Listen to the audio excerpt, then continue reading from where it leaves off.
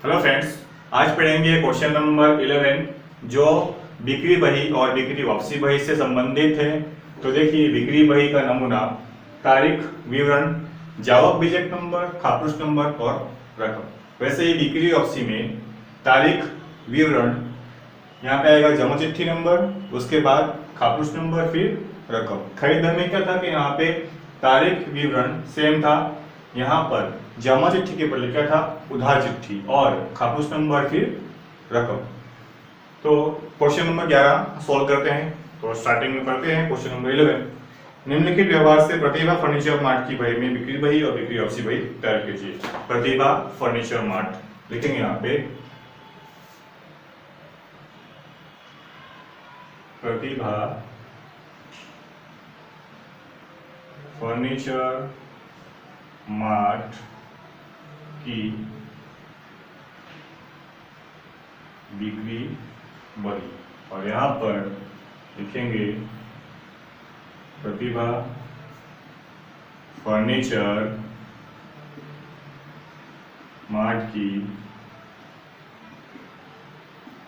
बिक्री वापसी बही। ठीक है, खाता रेडी हो गया। अब चलते हैं सवाल की ओर। तो तारीख दिया है 2015 और यहाँ भी आएगा 2015। महीना है सितंबर, सितंबर लिखे यहाँ पे, और यहाँ भी सितंबर। अब चलते हैं सवाल की ओर। तो देखिए, ₹10,000 का माल 10% रोकड़ बट्टा से राजेश फर्नीचर मार्ट को बेचा। उसने आधी रकम तुरंत चुकाई। देखिए, ये व्यवहार जो था उधार व्यवहार है, और व्यापारी बट्टा के बदले यहाँ क्या दिया है, रोकड़ बट्टा। अगर किसी अमाउंट में हमें व्यापारी बट्टा दिया होता है तो हम उधार व्यवहार में से व्यापारी बट्टा माइनस करते, लेकिन उधार व्यवहार होने के बावजूद यहाँ पे दिया है रोकड़ बट्टा। रोकड़ बट्टा दिया होता हम उसमें उधार व्यवहार में जो अमाउंट होता है, अमाउंट में हम माइनस नहीं करेंगे। तो लिखेंगे तारीख 1, Rajesh furniture mart, Rajesh furniture mart, बीजक नंबर नहीं है और ना ही खापरुष नंबर है। रकम में आएगा 10,000। तारीख 5, 8,000 का माल 10% व्यापारी बट्टा से और 5% रोकड़ बट्टा से पुष्पा को बेचा। साख की अवधि 1 मास, मजदूरी पेटे 100 चढ़ाकर बिल नंबर 130 भेज दिया। ये भी उधार व्यवहार है, और यहाँ व्यापारी बट्टा दिया है, साथ में रोकड़ बट्टा भी दिया है। उधार व्यवहार होने के कारण रोकड़ बट्टा यहाँ पे हम नहीं गिनेंगे। यहाँ गिनेंगे तो क्या गिनेंगे, सिर्फ व्यापारी बट्टा गिनेंगे, जो कि 8,000 का माल है, उस पर 10% गिनना है। तो 10 के बट्टे में 100 करेंगे, एक जीरो यहाँ से कट, एक जीरो यहाँ से कट, कितना बचा, 800। घटाएंगे तो आएगा 7,200, प्लस यहाँ बोला गया है कि 100 रुपया मजदूरी का। तो मजदूरी पेटे हमने लिया 100 रुपए, तो आएगा 7,300। ये क्या है, मजदूरी का है 100 रुपया, तो 7,300 अमाउंट आएगा। तारीख 5 लिखा है यहाँ पे, और बिल नंबर दिया है 130, खापरुष नंबर नहीं है। किसको बेचा था हमने, पुष्पा को। तो लिखेंगे यहाँ पे पुष्पा खाता, पुष्पा खाता। रकम में आएगा 7,300। उसके बाद तारीख 12, ₹4,000 का माल 10% व्यापारी बट्टा और 5% रोकड़ बट्टा से बेचा। अब देखिए, यहाँ पे व्यवहार में किसी भी व्यापारी या खरीदार का नाम नहीं लिखा है, मतलब ये रोकड़ व्यवहार गिनाएगा। रोकड़ व्यवहार की एंट्री सहायक बही में नहीं होती है। क्यों, क्योंकि सहायक बही में सिर्फ उधार व्यवहार की एंट्री होती है, इसलिए तारीख 12 की एंट्री यहाँ पे नहीं होगी। तारीख 15, राजेश फर्नीचर मार्ट ने 5,000 का माल वापस किया। अब राजेश फर्नीचर मार्ट को हमने माल बेचा था 1 तारीख को 10,000 का, जिसमें से उसने 5,000 का माल वापस कर दिया और बदले में जमा चिट्ठी नंबर 16 भेज दिए। तो लिखेंगे आप तारीख 15, राजेश फर्नीचर मार्ट खाते, राजेश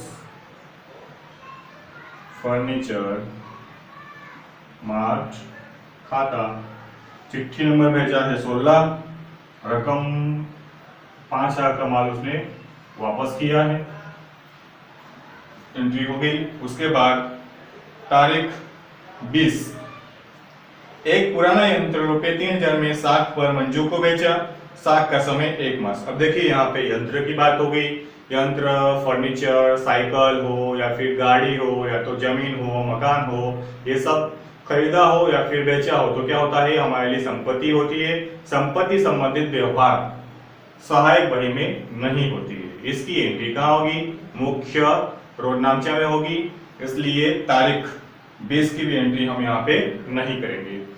तारीख 22, ₹30,000 का माल हरीश को 5% व्यापारी भट्टा से बेचा और 5% GST तथा ₹200 मजदूरी के चढ़ाकर बिल नंबर 136 भेज दिया।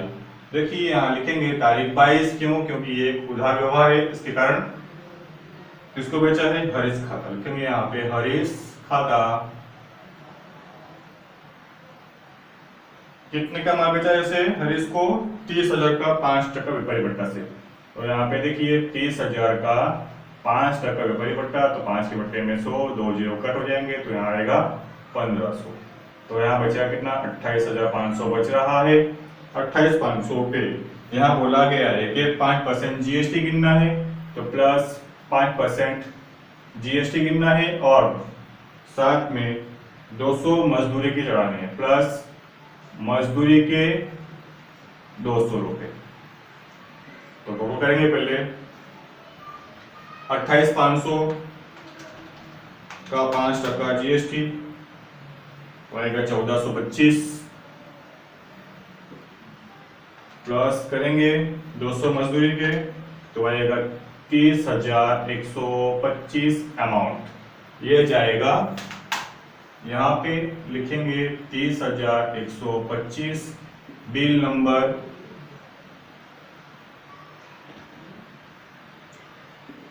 नंबर भेजा है इससे 136।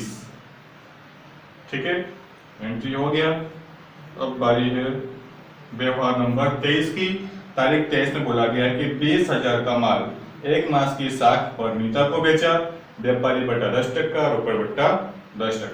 अब देखिए किससे बेचा, नीता को बेचा, मतलब ये उधार व्यवहार हो गया। लिखेंगे तारीख 23 में नीता खाता। नीता खाता कितना है, बिल नंबर तो यहाँ पे दिया नहीं है और ना ही कापूस नंबर दिया है।